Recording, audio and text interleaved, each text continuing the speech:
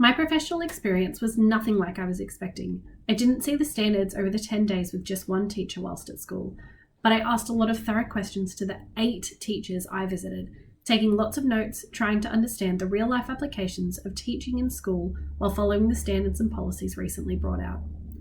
Before I started my professional experience, I was bouncing with excitement with the belief that all students will respond well to a teacher who is excited about learning, brings a passion to the classroom, and that if you show an interest in them, they will show an interest in school, much like I was when I was a student.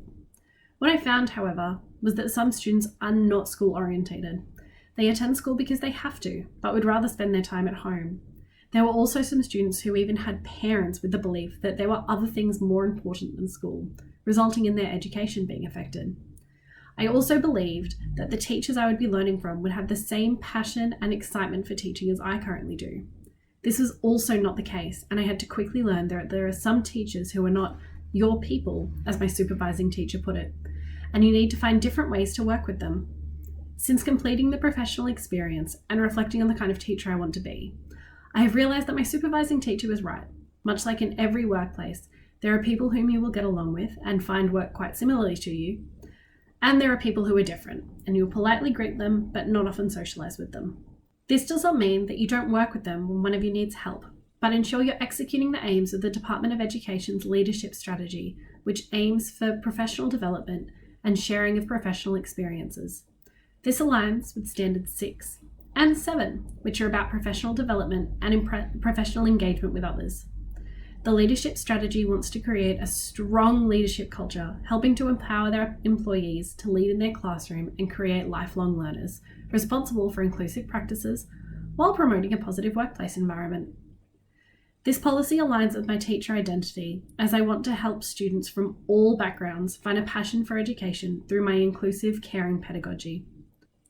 First, I would need to understand how my school uses this strategy within its own code of conduct and work to be the leader of change this policy is looking for.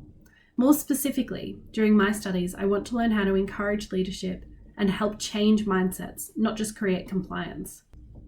Fortunately, as part of my rotations between teachers, I was able to attend a sports carnival day where there was a lot of parental and community engagement during the day.